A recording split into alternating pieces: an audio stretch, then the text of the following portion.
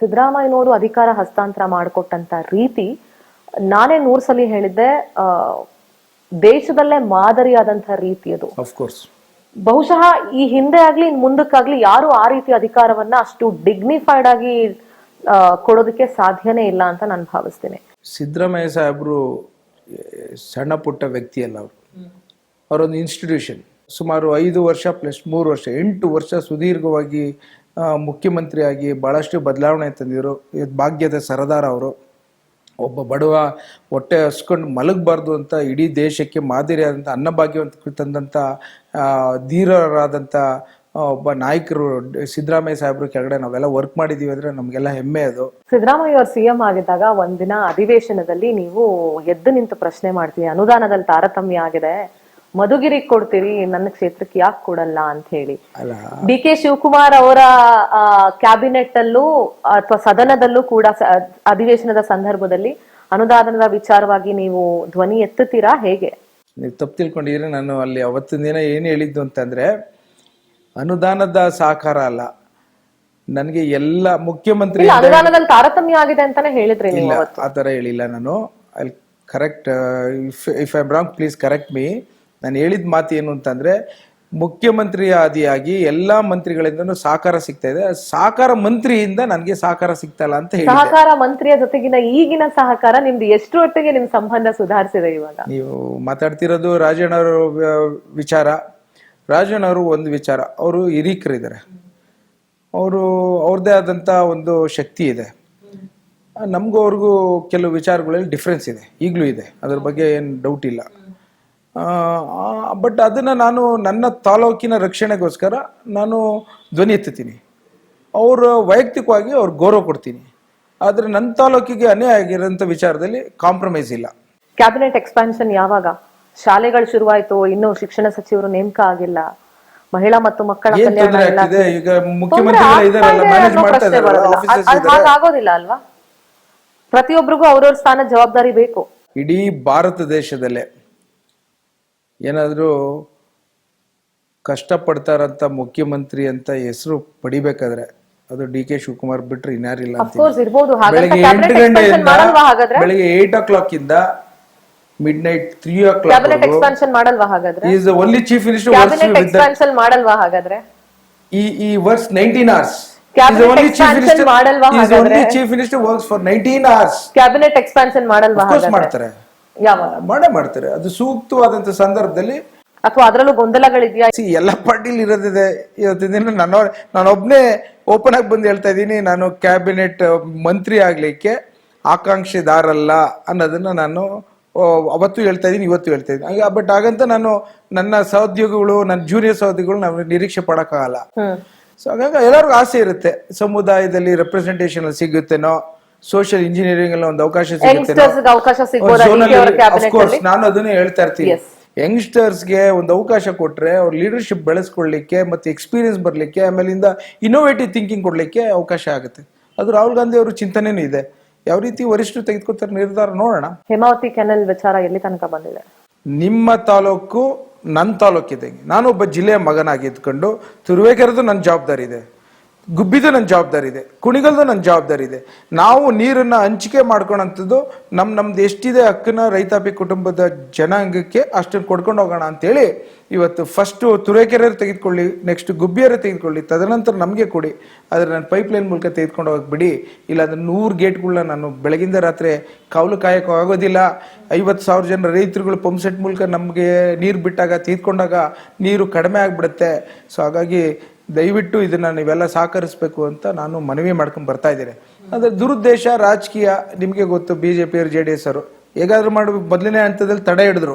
614 ಕೋಟಿ ನಮಗೆ ಕ್ಯಾಬಿನೆಟ್ ಅಲ್ಲಿ ಅಪ್ರೂವ್ ಆಗಿ ಇಟ್ಕೇನೆ ಬಿಜೆಪಿ ಸರ್ಕಾರ ಬಂದ ಇಟ್ಕೇನೆ ಕೊಡೋದಿಲ್ಲ ಕುಡಿಗಲ್ಗೆ ನೀರು ಅಂತ ಬಿಜೆಪಿಯವರು ನಮಗೆ ಶಾಪಗ್ರಸ್ತರಾಗಿ ಬಂದರು. ತದನಂತರ ಪುನಃ ಜನರು ಎಲ್ಲ ಆಶೀರ್ವಾದ ಮಾಡಿದ್ರು, ಕಾಂಗ್ರೆಸ್ ಸರ್ಕಾರ ಬಂತು, ಡಿ ಕೆ ಶಿವಕುಮಾರ್ ಸಾಹೇಬ್ ಜಲಸಂಪನ್ಮೂಲ ಮಂತ್ರಿಗಳಾದರು. ಮತ್ತೊಮ್ಮೆ 1,000 ಕೋಟಿ ಕೊಟ್ಟು ನೀವು ನೀರು ನಿಮ್ಮ ಹಕ್ಕು ತೆಗೆದುಕೊಂಡು ಹೋಗಿ ಅಂತ ಕಾಮಗಾರಿ ಕೊಟ್ಟಿದ್ದಾರೆ. ಮಾಡಲಿಕ್ಕೆ ಸಣ್ಣ ಪುಟ್ಟ ಅಡಚಣೆ ಆಗಿತ್ತು. ಈಗ ಅವ್ರಿಗೆಲ್ಲರಿಗೂ ಕಾಂಪನ್ಸೇಷನ್ ರೈತರುಗಳು ಕೇಳಿದ್ರು ಕೊಡ್ತಾ ಇದ್ದಾರೆ. ಈಗ ಆದ್ರೂ ಕೋರ್ಟಲ್ಲಿ ತಂದು ಇಟ್ಟಿದ್ದಾರೆ ಅವರು ವಿರೋಧ ಪಕ್ಷದವರು. ಕೋರ್ಟಲ್ಲಿ ಆರ್ಗ್ಯುಮೆಂಟ್ ನಾಳೆ ನಡೆಯುತ್ತೆ. ನನ್ನ ಅನಿಸಿಕೆ ಪ್ರಕಾರ ನಮ್ಮ ನೋವು ನಮ್ಮ ಹಕ್ಕನ್ನ ಕೋರ್ಟು ಅರ್ಥ ಮಾಡಿಕೊಂಡು ನಮಗೆ ಅವಕಾಶವನ್ನು ಮಾಡಿಕೊಡುತ್ತೆ. ತುರುವೇಕೆರೆ ಜನದರು ಮತ್ತು ಗುಬ್ಬಿ ಜನಾಂಗ ಎಲ್ಲ ರೈತಾಪಿ ಕುಟುಂಬದವರು ನಾನು ಕುಣಿಗಲ್ ತಾಲೂಕಿಗೆ ನೀರು ತೆಗೆದುಕೊಂಡು ಹೋಗ್ಲಿಕ್ಕೆ ಅವಕಾಶವನ್ನು ಆಶೀರ್ವಾದ ಮಾಡ್ತಾರೆ ಅಂತ ನಾನು ಬಲ್ಲೆ. ನಾನು ರಾಜ್ಯದಲ್ಲಿ RSS ಬ್ಯಾನ್ ಆಗುತ್ತಾ?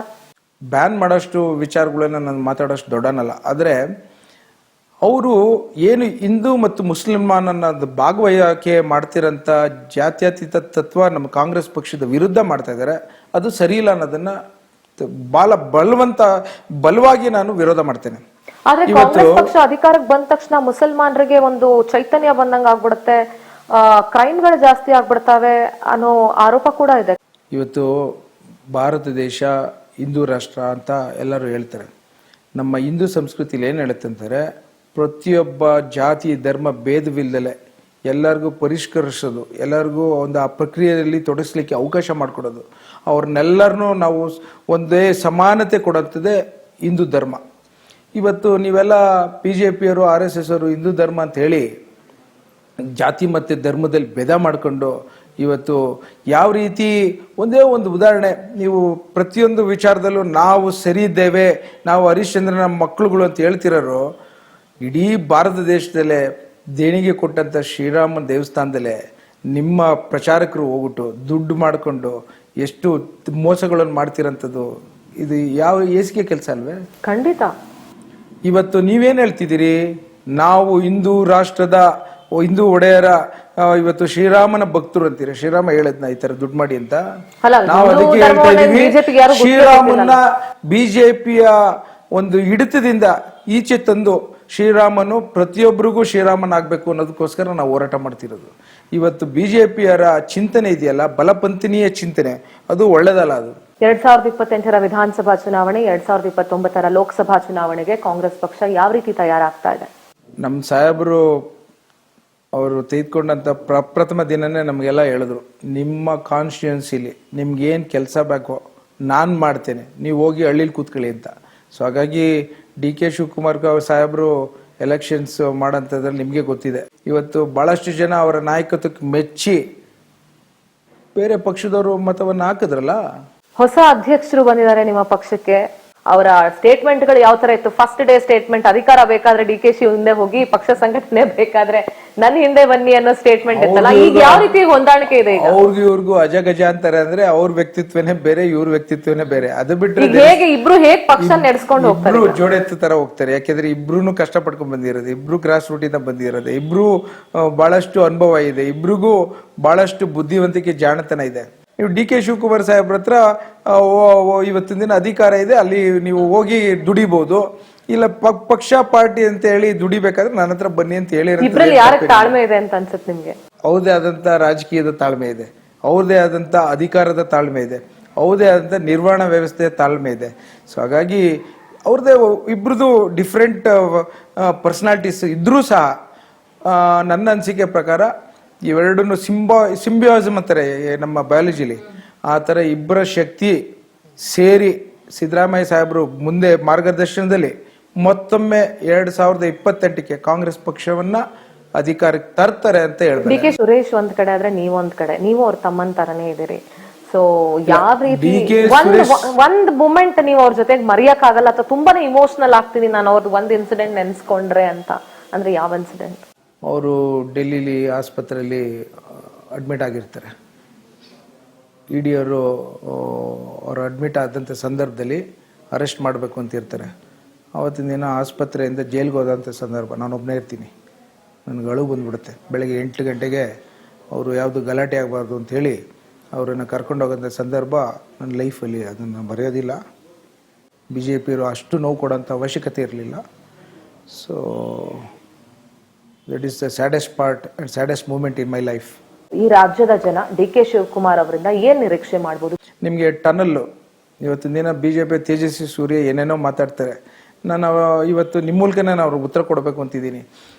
ರೀ, ಯಾವುದಾದ್ರೂ ಒಂದು ಕಾರ್ಯಕ್ರಮ ಕೊಡಬೇಕಾದ್ರೆ ಹಲವಾರು ವಿಚಾರಗಳಲ್ಲಿ ಪ್ಲಸ್ಸು ಮೈನಸ್ ಇರುತ್ತೆ.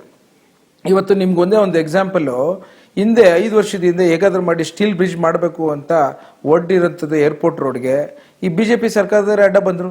ಎಲ್ಲರನ್ನೂ ಏನು ಮೆಚ್ಯೂರ್ಡ್ ಸಿಟಿಸನ್ಸ್ ಅಂತ ಅಂದ್ಬಿಟ್ಟು ತರಿಸಿ ಎಲ್ಲ ಅಪೋಸ್ ಮಾಡಿದ್ರು. ಇವತ್ತಿನ ದಿನ ಈ ಭಾಳಷ್ಟು ಜನ ಅದು ಮಾಡಬೇಕಾಯ್ತು ಅಂತ ಹೇಳ್ತಿದ್ರು. ಅದೇ ರೀತಿ ನೈಸ್ ಮಾಡೋಕ್ಕಿಂತ ಮುಂಚೆ ನಮ್ಮ ದೇವೇಗೌಡರು ಮತ್ತು ಕುಮಾರಸ್ವಾಮಿ ಅವರು JDS ಅಡ್ಡ ಬಂದರು. ಇವತ್ತಿನ ದಿನ ನೈಸ್ ಇಲ್ಲದೆ ಬ್ಯಾಂಗ್ಳೂರ್ ಸ್ಥಗಿತ ಆಗತ್ತೆ. ಅದೇ ರೀತಿ ಇವತ್ತು ಟನಲ್ನ ಏನು ಅಪೋಸ್ ಮಾಡ್ತಾರೆ BJPಯವರು, ಇನ್ನು 5 ವರ್ಷದ ನಂತರ ಮಾಡಿದ್ದು ಒಳ್ಳೇದಾಯ್ತು ಅಂತ ಹೇಳ್ತಾರೆ. ಸೊ ಹಾಗಾಗಿ ಪ್ರತಿಯೊಂದಕ್ಕೂ ವಿರೋಧ ಮಾಡಬೇಕು ಅಂತ ವಿರೋಧ ಮಾಡ್ತಾರೆ ಹೊರತು ದೂರದ ಚಿಂತೆಯಲ್ಲಿ ವಿರೋಧ ಮಾಡೋದು ನೋಡಿಲ್ಲ. ಇವತ್ತು ನರೇಂದ್ರ ಮೋದಿ ಅವರು ನರ್ಮದಾ ರಿವರಲ್ಲಿ 1/2 ಮೆಗಾವ್ಯಾಟ್ ಫ್ಲೋಟಿಂಗ್ ಸೋಲಾರ್ ಪಾರ್ಕ್ ಮಾಡೇ ದುಡ್ಡು ಹೆಸರು ತಗೊಂಡ್ರು. DK ಶಿವಕುಮಾರ್ ಸಾಹೇಬ್ರು 2,000 ಮೆಗಾವ್ಯಾಟ್ ಸೋಲಾರ್ ಪಾರ್ಕ್ ಮಾಡ್ತಾರೆ ವಿತೌಟ್ ಎನಿ ಕಾಂಟ್ರವರ್ಸಿ ಅಂತ ಅಂದ್ರೆ, ಇಸ್ ಇಟ್ ನಾಟ್ ಅಚೀವ್ಮೆಂಟ್?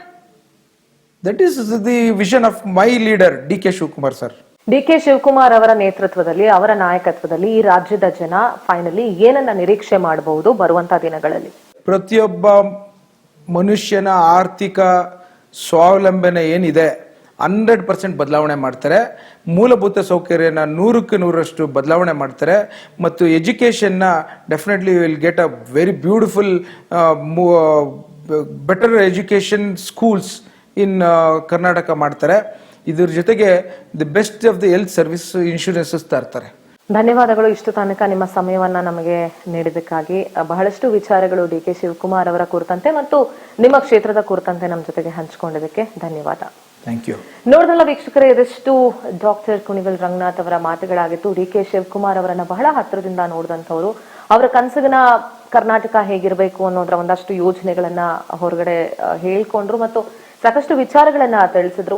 ನೋಡೋಣ, ಕಾದ್ ನೋಡೋಣ. ಯಾರಿಗೇ ಆಗ್ಲಿ ಸ್ವಲ್ಪ ಸಮಯಾವಕಾಶ ಬೇಕಾಗತ್ತೆ. DK ಶಿವಕುಮಾರ್ ಅವರ ನೇತೃತ್ವದಲ್ಲಿ ಯಾವ ರೀತಿ ರಾಜ್ಯದ ಅಭಿವೃದ್ಧಿ ಕೆಲಸಗಳಾಗತ್ತೆ ಅಂತ ಕಾದ್ ನೋಡೋಣ. ಇದಾಗಿತ್ತು ಇವತ್ತಿನ ವಿಶೇಷ. ನೋಡ್ತಾ ಇರಿ ಪವರ್ ಟಿವಿ, ಇದು ನಿಮ್ಮ ಶಕ್ತಿ.